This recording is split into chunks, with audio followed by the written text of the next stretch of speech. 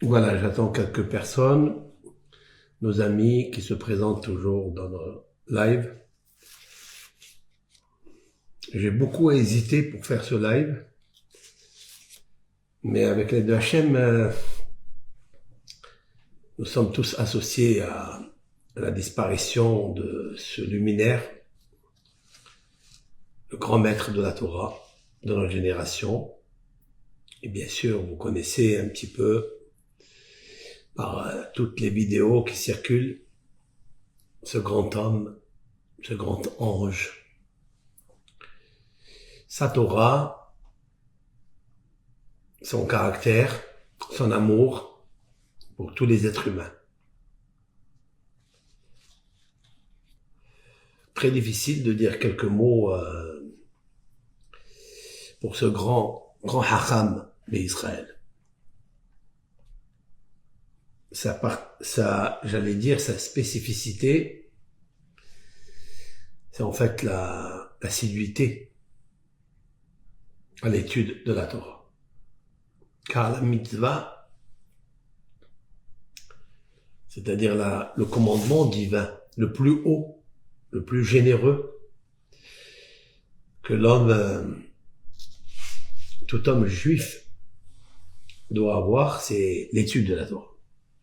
Je ne parle pas de l'accomplissement des mitzvot, mais je parle surtout de l'étude de la Torah, c'est-à-dire s'asseoir n'importe où, dans un endroit, dans sa chambre, avec une chaise, une table, s'il le faut même une bougie, la nuit, et faire plaisir à l'Éternel. Celui, dans notre génération, qui a fait plaisir à l'Éternel, c'était en fait ce grand homme. Il s'appelle Shemariahu Yosef Haim Kanevski. Son nom qui porte 3 prénoms. Chaque prénom, il a une signification. Ça a été dicté par Dieu. Je voudrais les expliquer tout au long de ce petit cours. Il faut savoir qu'en ce moment-là, le Rav Haim Kanevski Gadol Hador, le grand de la génération, où tout le peuple d'Israël pleure l'honneur, le kavod de cet homme qui est niftar. C'est-à-dire niftar, ça veut dire il a juste disparu, mais il n'est pas mort du tout. Puisque nous sommes tous témoins à travers les vidéos, Internet. Nous sommes nous, tous et toutes vivants et vivantes. Et nous assistons par des vidéos à l'accompagnement du corps d'un homme, que son corps était une âme. Et je précise les choses avec beaucoup de sincérité, car il est marqué dans les maximes de nos pères que toute personne qui honore la Torah, son corps est honoré par la Torah. J'ai jamais compris cela. Aujourd'hui, je le comprends. Puisque tous les corps et les âmes accompagnent un corps qui a priori ne bouge pas, est inanimé. Mais en fait, il est animé en nous. Il est à l'intérieur de nous. Et pourquoi nous sommes tellement attachés? Pourquoi nous sommes en deuil aujourd'hui de la disparition du Gadol Hador? Je dis Gadol Hador, c'est-à-dire le grand de la génération. Moi je dis le grand de la génération, je mesure mes paroles. Il est grand parce que il a fait des choses merveilleuses. Tout d'abord, plaisir à Dieu. Un homme pieux, un homme juste, un homme de compassion, un homme de sacrifice. Et avec l'aide de Hachem, je voudrais définir la personnalité exacte d'après ce que je comprends moi. Je dirais c'est un Sefer Torah, c'est-à-dire un livre, un rouleau de la Torah qui est ambulant, qui marche. Voilà. C'est un Sefer Torah qui marchait dans sa vie et qui marche maintenant, puisque des centaines de mille vont marcher derrière son corps, derrière son corbillard, son cercueil. Tellement, en fait, on suit un Sefer Torah. Voilà. C'est en même temps un deuil, en même temps une hiloula, en même temps l'anniversaire d'un grand homme. Il nous a quittés d'une façon subite, soudaine, sans que personne ne s'y attendait. Il est décédé le 14 Adar, dans une année embolismique. Mais en fait, dans une année bissextile de 12 mois, le Rav, ce grand homme que vous voyez dans les vidéos, il est terminé, il clôturait toute la Torah entière. L'étude de la Torah entière. C'est-à-dire la Torah écrite, la Torah orale qui comprend 2 Talmuds. Le Talmud de Babylonie et le Talmud de Jérusalem.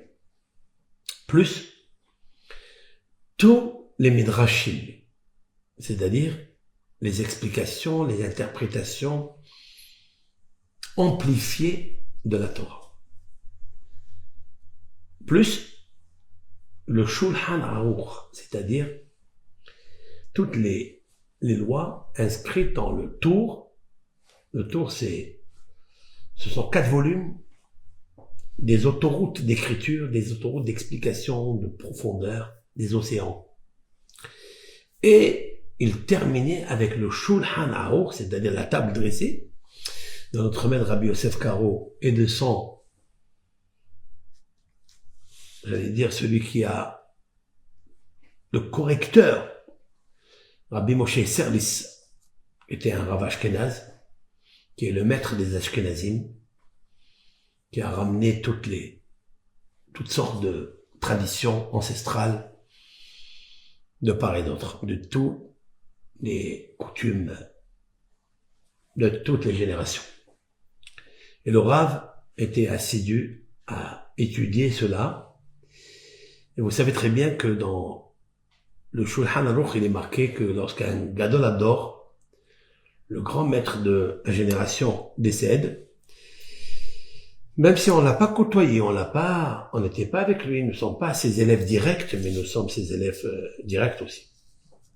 Par ses livres. Je voudrais vous raconter plusieurs anecdotes que j'ai eues avec lui moi-même, petit que je suis, plus tard. Alors, je vais vous demander, comme je vais le faire moi, comme il est marqué dans le codificateur de notre Torah, qu'au moment où on accompagne ce grand maître, cette grande âme universelle de notre génération, à sa dernière demeure, car tout le monde doit finir justement des bêtes à l'amour dans son monde à lui, qui lui appartient. Et chacun a son monde universel, son monde dimensionnel, son monde qu'il a préparé, bien sûr, dans cette vie passagère, aléatoire que nous vivons.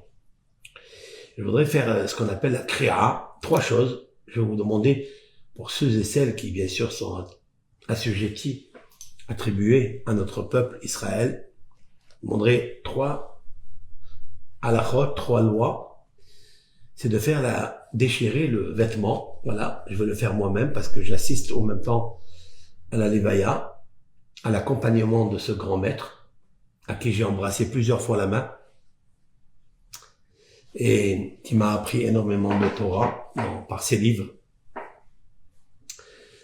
ses commentaires, ses conseils de Moussar. Voilà, je voudrais prendre ce petit couteau-là. Et bien sûr, la loi nous dit que lorsqu'un grand maître de Torah décède, il nous faut faire la kriya pour montrer un signe de deuil non exagéré, pour marquer la perte énorme de lumière qu'il nous faut d'ailleurs combler par nos efforts. Voilà, je vais le faire devant vous. 3 choses. C'est de déchirer le vêtement pour ce grand maître, c'est notre maître, sans bénédiction, sans faire la bracha qu'on a l'habitude de faire pour un proche, très proche, les 7 proches, le papa, la maman, les frères, sœurs. Notre maître, c'est aussi notre père spirituel qui nous a enseigné comment gagner le monde futur, le monde de l'âme, le monde éternel, la résurrection des morts, la reconstruction du Beth Amikdash, l'avènement messianique, etc. Voilà. Donc, je déchire le vêtement face à vous, face à mon cœur. Voilà. Et au moment où je déchire le vêtement, il y a 44 personnes qui regardent. 44, c'est la valeur numérique Gola, c'est-à-dire l'exil. C'est vrai. Lorsqu'une âme disparaît comme celle-ci, nous rentrons dans une espèce de labyrinthe d'exil et nous attendons le Aleph, la lettre 1, pour compléter Gola. Gola, ça veut dire l'exil, mais lorsqu'on introduit la lumière de Dieu à l'intérieur, c'est-à-dire notre repentance, ça fait Géoula.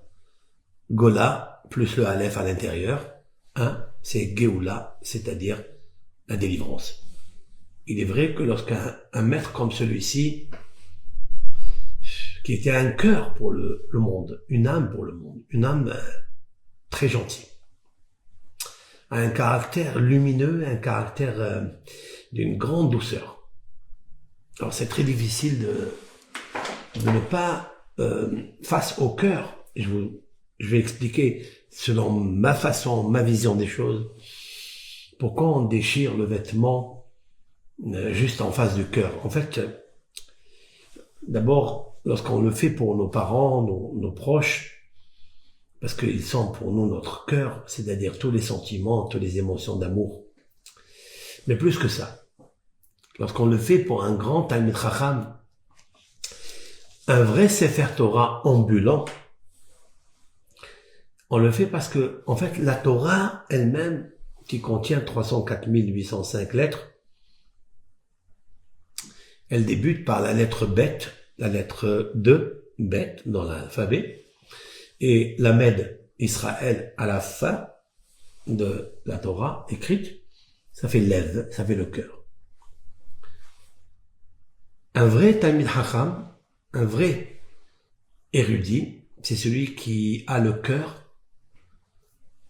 branché, connecté avec Dieu et avec sa Torah, qui justement désigne le mot Lev, le cœur. Dans son cœur, il n'y a pas autre chose, il n'y a pas des plaisirs matériels, des plaisirs éphémères, des plaisirs passagers.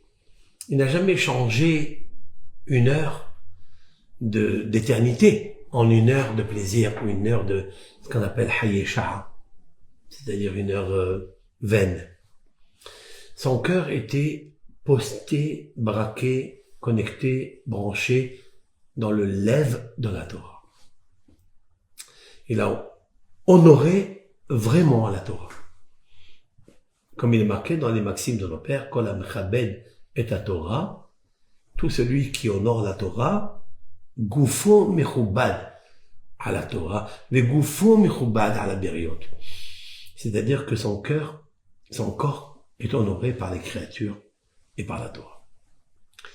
Ça, c'est la première des choses, c'est la créa, c'est-à-dire le déchirement du vêtement face au cœur, parce que ça nous tient à cœur, ce deuil de ce grand homme, grand luminaire. Voilà.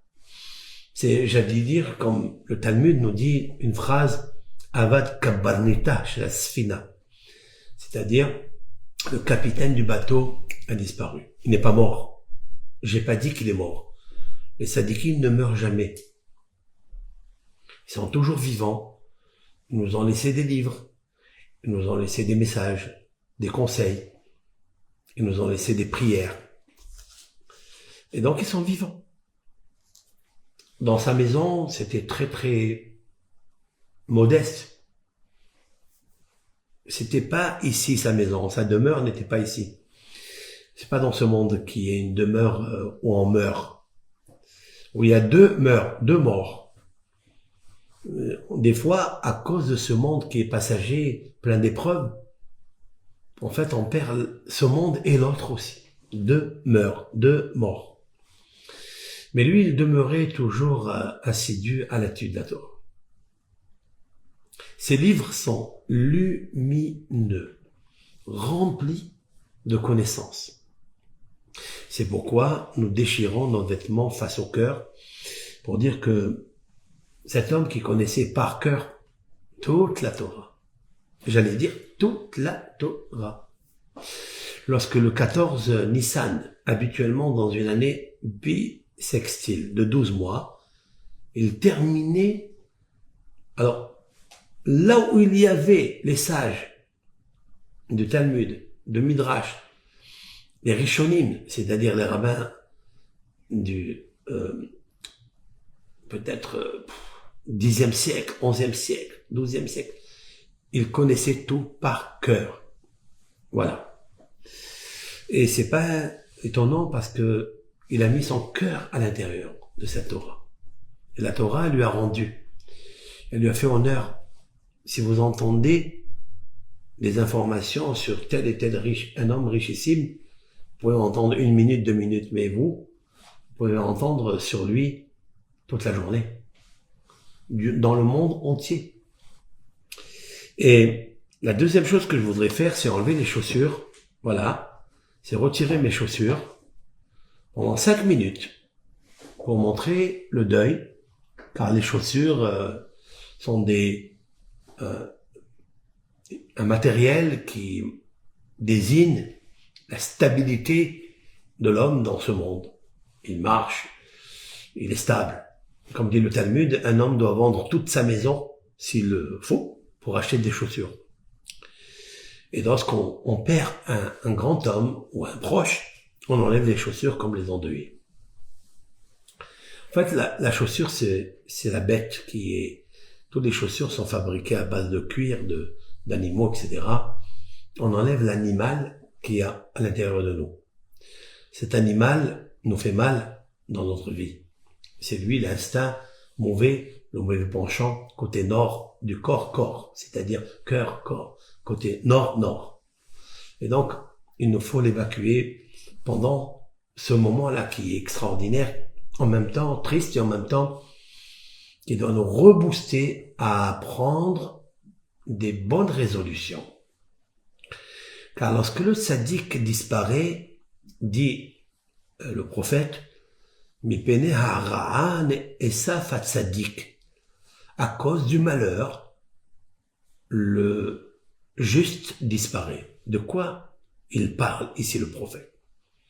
À cause du malheur, le juste disparaît. 2 explications pour cela, il y a même plusieurs. Je vais vous donner 2.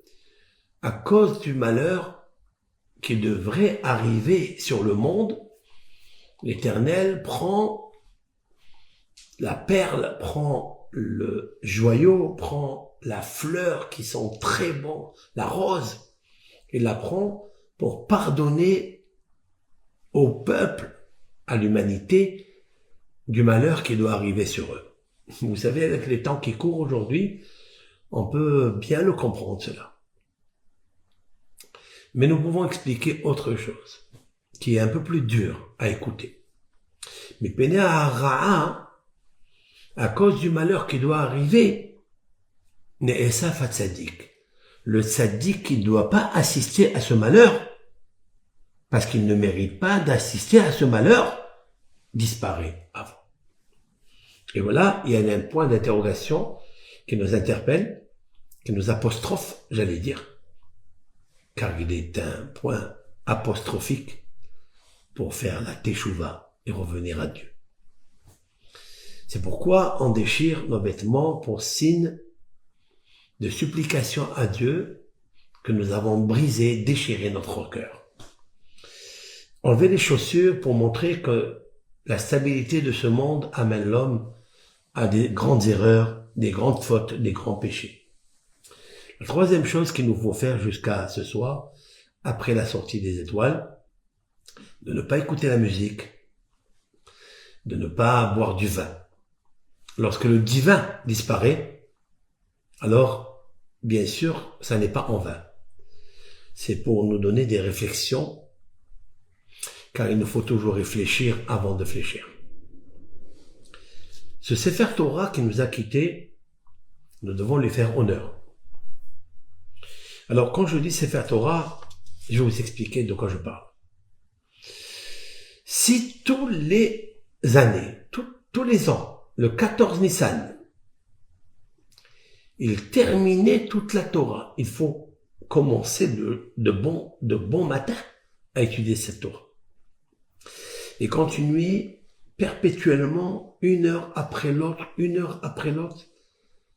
juste le temps, peut-être un arrêt pour manger et encore. On dit qu'il ne mangeait jamais s'il n'y avait pas sa femme à côté de lui. C'est pour nous montrer un petit peu la valeur de la femme dans la Torah. Pour celui qui a vraiment compris qu'est-ce que c'est la puissance de la compassion, de l'honneur que la Torah donne à la femme. Et lorsque des fois elle n'avait pas terminé de préparer, il se tournait vers sa table, il ouvrait les tables de la loi et il étudiait les lois. Et il continuait à étudier sans arrêt. On appelle ça le hashmal, c'est-à-dire en fait l'électricité de l'étude de la Torah.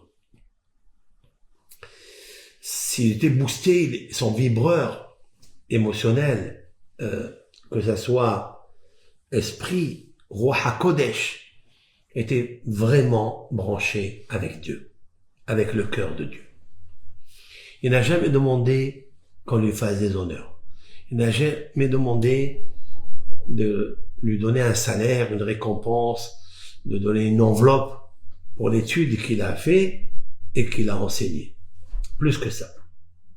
Une fois qu'il a terminé son étude, il recevait, je ne vais pas exagérer, je vais dire des dizaines, des centaines de personnes par jour dans sa petite baraque bicoque qu'il recevait pour leur donner des conseils. Et quand je vois ça, quand j'observe ça, je vois que vraiment c'est Moshe Rabbeinu dans notre génération.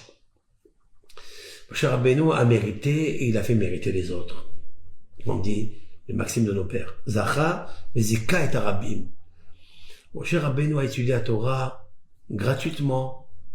Il l'a reçu gratuitement, avec beaucoup d'efforts, beaucoup d'épreuves, beaucoup de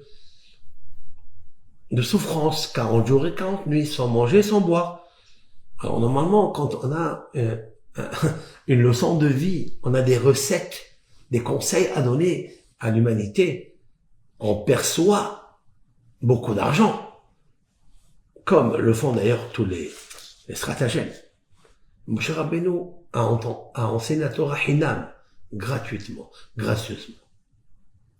Lorsqu'on enseigne la Torah gracieusement, eh bien, regardez ce prototype, cet exemple, ce modèle de notre génération. Nous avons mérité d'avoir un homme comme ça. Donc voilà, nous avons déchiré nos vêtements face au cœur. Nous avons enlevé les chaussures pendant 5 minutes. Nous allons nous retenir, nous abstenir dans cette abstinence de ne pas boire du vin et de ne pas manger de la viande et de ne pas écouter de la musique jusqu'à ce soir, car c'est un grand homme qui nous a quittés. Maintenant, cette année, c'est incroyable. Comme c'était une année embolismique, 13 mois, il a fini donc 1 mois avant le 14 Adar, le 14 de ce mois, en hébreu. Et il a quitté ce monde le 14. Shoshan Purim. Waouh! Et donc, dans 1 mois, il y aura les Shloshim. C'est-à-dire le 14 Nissan, il va y avoir la Hiloula, les 30 jours du Rav. Le 30, c'est le chiffre lamed, c'est-à-dire l'étude. L'étude. C'est incroyable. Je voudrais vous faire part de quelque chose que j'ai vu dans la paracha, car il nous a quittés dans la paracha, la section de Tzav. Il s'est marqué comme ça, tout au début.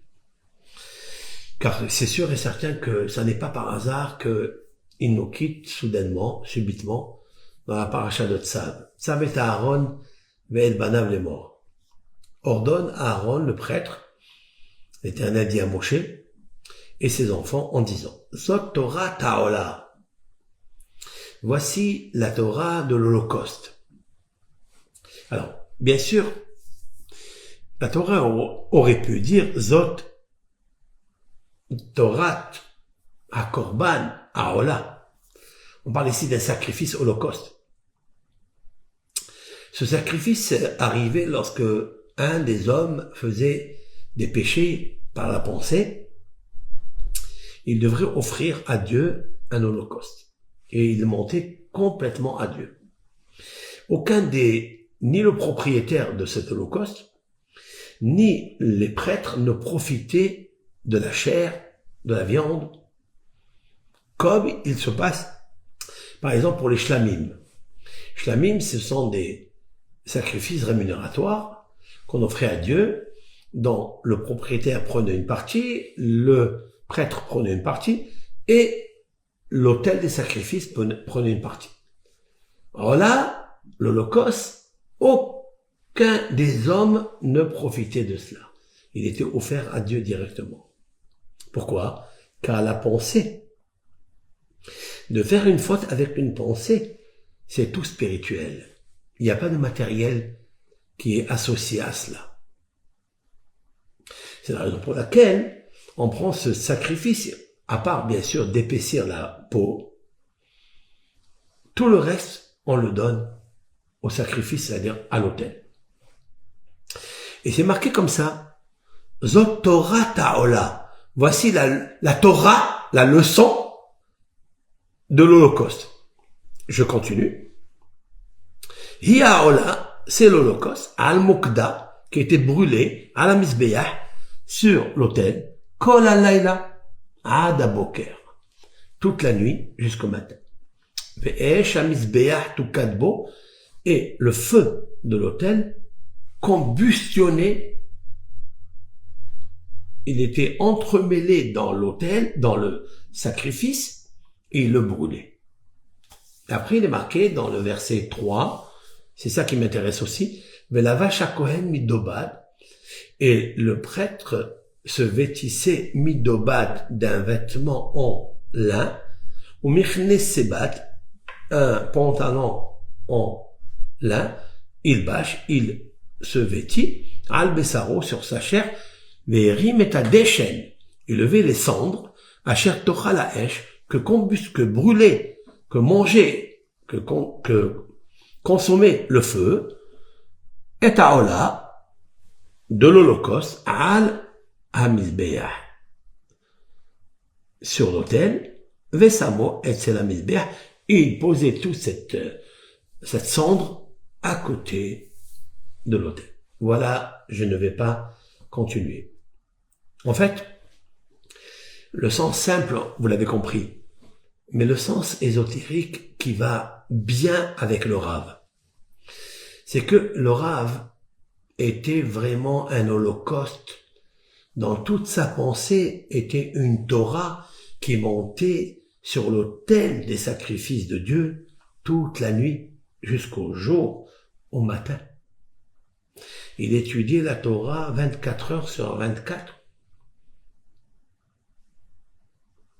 Et il offrait cela à Dieu. Il nous a quittés dans cette section le vendredi avant de lire cette paracha. Et c'est ça qui m'interpelle, qui me fascine.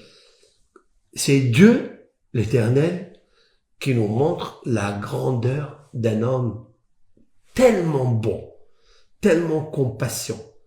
Parce que, en fait, la vraie Torah, c'est celle qui modifie le caractère de l'homme.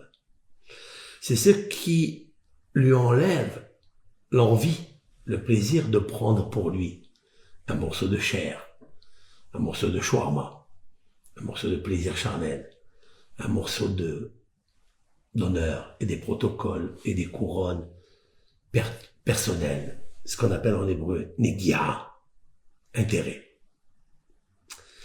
Le Rav a quitté ce monde et nous avons lu Shabbat que toute sa Torah est un holocauste. Torah Ta'ola. C'est lui qui est une Torah d'holocauste qui monte et qui monte sur l'autel de la Torah, qui brûle sur le Mizbeah, sur l'autel Kol halayla ad haboker, de la nuit jusqu'au matin. Mais Esh ha-Mizbeah tukadbo. Et le feu de l'autel brûlait en lui. Je parle pas dans le sens simple qui brûlait dans le sacrifice. Non, le sacrifice c'est lui qui brûlait en lui. Parce que le feu de la Torah brûlait en lui. Comment on sait qu'un homme, l'autel, il est l'autel des sacrifices et que le feu de Dieu brûle en lui? Comment on le sait? C'est lorsque il étudie la Torah et il s'arrêtait pendant l'étude pour recevoir des gens qui brûlaient de souffrance, qui avaient des soucis énormes. Et il recevait ces gens, et il parlait avec eux, il les consolait, il les rehaussait, il les boostait. Ça, c'est un grand homme. Voilà ce que c'est la Torah. Maintenant, Velavash à Kohen Midobad, et dans le sens simple, et le Kohen portait des vêtements en lin, Mermesebad, etc., sur sa chair, et il levait les cendres que le feu brûlait, et il les posait à côté du Mizbeah. Moi, je parle de lui. Vous savez comment il s'appelle? Il s'appelle Shemariahu Yosef Haïm Kanevski. Les initiales de ce terme-là, ils font Shin, Yud, Het, Kuf. Ça m'a donné à réfléchir à cet homme-là. La valeur numérique, c'est 338. Shin, Shemariahu. Les initiales. Shin. Yosef, Yud. Ça fait 310. Haïm, ça fait c'est en fait le nom qui est très très puissant de Yosef qui est à l'intérieur de lui. Haïm, c'est la vie. Kanevski. Et en fait, Velavash à Kohen. Et le Kohen se vêtit de ce vêtement-là, fait la valeur numérique de son prénom. Les trois prénoms forment 338 comme Velavash à Kohen. Et le Kohen s'est vêtu. Il s'est vêtu de Midobad. C'est quoi Midobad? Ce nom-là, il est un peu bizarre. Il fallait dire Mi-Bad, d'un vêtement en lin, des pantalons en lin. Non, Midobad. Mido, dans le mot Mido, il y a le mot Damo. Damo, c'est le sang. Ça veut dire que son sang, il le donnait pour le peuple d'Israël. Lorsque chaque juif venait le voir, chaque famille, chaque malade venait le voir et lui demandait une bénédiction et il lui versait son sang devant lui. Le Rav, il se vêtissait de ce sang-là pour faire un sacrifice d'étude de la Torah, de Tehillim. Il prenait en charge toute la force de la souffrance qu'il y avait dans la personne qui était présente devant lui. Velavash à Kohen. Oui, oui. Un Rav qui étudie la Torah et qui est compassion avec les autres et qui reçoit leur tristesse, leur souffrance, il partage avec eux, il s'appelle un Kohen, un vrai prêtre, comme Aaron à Kohen. C'est marqué d'ailleurs que si un homme est comparé à Dieu comme Aaron à Kohen, il est un vrai ange, et de lui, vous pouvez demander la Torah.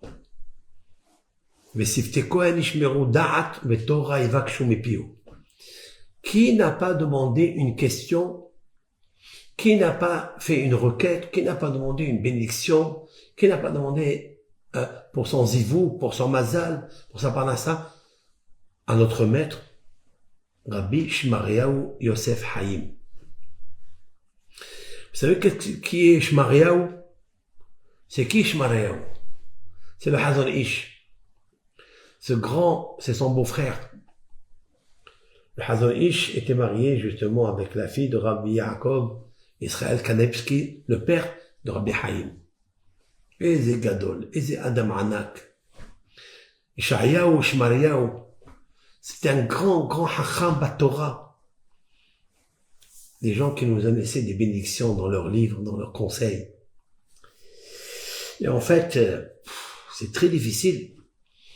Et cet homme-là, la Torah, le jour de son décès, elle nous parle de, justement, l'homme de l'étude de la Torah qui est un holocauste sur le Mizbeah, sur l'autel qui s'appelle la Torah, toute la nuit jusqu'au matin. Mais le mot jusqu'au matin m'a interpellé parce que chaque fois qu'intervient la nuit, c'est l'exil. Et Boker, c'est la délivrance finale, la venue du Mashiach. Vous savez très bien que nous attendons ce moment de Boker, jour, car en fait, il a attendu le moment quand est-ce que va se révéler le Mashiach. Et nous sommes dans cette ère messianique, Minalayla Ada Boker, jusqu'au matin. Et lui, il se vêtit, ce vêtement du Kohen, qui est midobat, c'est-à-dire d'amo, du sang. Il a souffert avec tout le peuple d'Israël. Et dans le verset 4, il est marqué, Ufashat et begadav. Écoutez l'allusion qui me concerne de ce que je comprends. Et Ufashat et begadav, il s'est déshabillé de ses vêtements. Il a retiré littéralement ses vêtements. Velavash begadim aherim. Et il se vêtissait d'autres vêtements. Mais aussi est à Deshen, il faisait sortir la cendre. El mihut la mahane, el makam taor. Il sortait vers un camp qui est un endroit pur. Nous pouvons faire l'allusion ici, comme ça. Le Rav va enlever ses vêtements du corps. Au fachat et begadav, il enlève les vêtements du corps, velavage begadim aherim. Il va se vêtir d'autres vêtements, des vêtements spirituels, complètement âme, électrique, nucléaire, subatomique. Et grâce à ces vêtements, comme il y a un Navi qui s'est vêtu de feu pour monter vers le ciel, lui aussi, le Rav, maintenant, il est encore plus grand dans sa mort que dans son vivant. Et il va prendre Verotzi et à Deshen. Et il va faire sortir le Deshen, ce sont les cendres. Ce sont les cendres de tous les Juifs et les Juives qui sont morts dans la Shoah. Ils sont morts dans les pogroms. Et il va les faire sortir en dehors du camp de ce monde. Un monde passager, un monde pourri, un monde matériel, un monde de crimes, un monde d'intérêt. Il va les amener en dehors de ce camp, de cet endroit, de ce territoire, El Makom Taor, à un endroit qui est pur, c'est-à-dire l'au-delà de ce monde. Là où respire la Shekhinah, là où respire la lumière de Dieu. C'est comme ça que je le vois.